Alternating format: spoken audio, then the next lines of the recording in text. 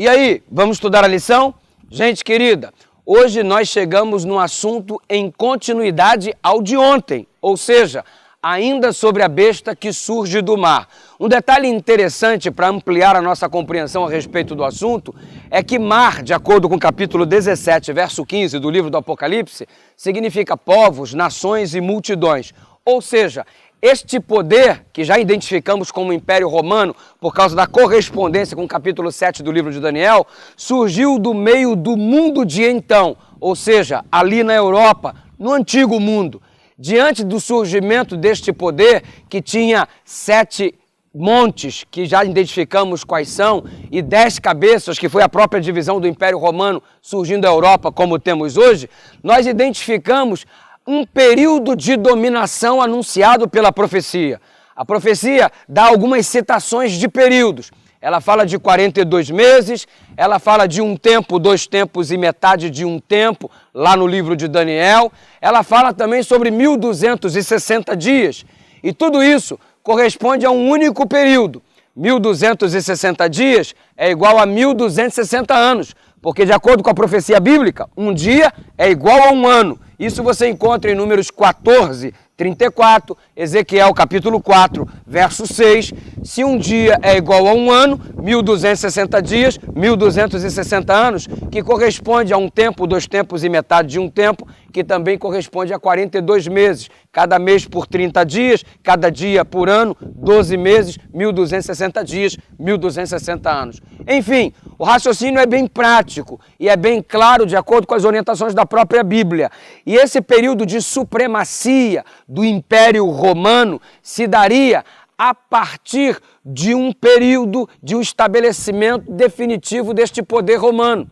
Isso aconteceu historicamente no ano 538, porque a tribo bárbara dos ostrogodos foram destruída e, consequentemente, o Império Romano, em sua fase papal, tinha plena supremacia.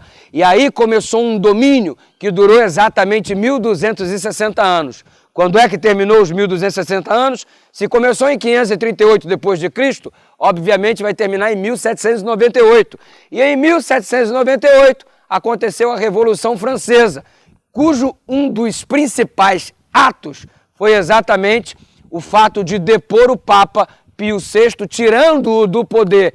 E assim, o Império Romano teve uma ferida denominada biblicamente como ferida mortal. E esta besta que surgiu do mar, o Império Romano, em sua fase pagã e em sua fase papal, recebe então esta ferida mortal, de acordo como foi anunciado pela Bíblia na profecia do apóstolo São João.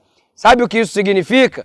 Que Deus está no controle do tempo e você observa que há uma declaração e um detalhe muito interessante. Durante todo este período de 1260 anos, 538 a 1798, ocorreria o pronunciamento de diversas blasfêmias.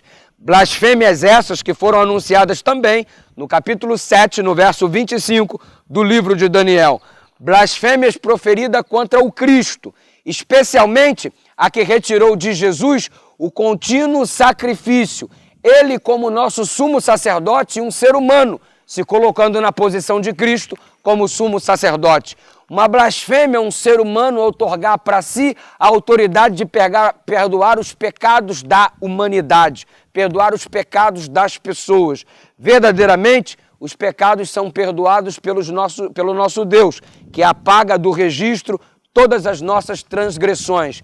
Enfim, Ele perdoa todos os nossos pecados, apaga as nossas iniquidades, é um atributo dele. O ser humano não tem autoridade para apagar o registro de pecados existentes no céu acerca de qualquer pessoa. Mas o sistema estabelecido durante este período dos 1260 anos puxou para si um atributo que pertencia somente a Jesus. A cobrança de indulgências para perdão desses pecados, a intercessão por aqueles que já morreram. Blasfêmias contra o nome de Deus. E diante disso, você observa o exato cumprimento da profecia bíblica, caracterizando assim perfeitamente quem seria essa besta que surge do mar.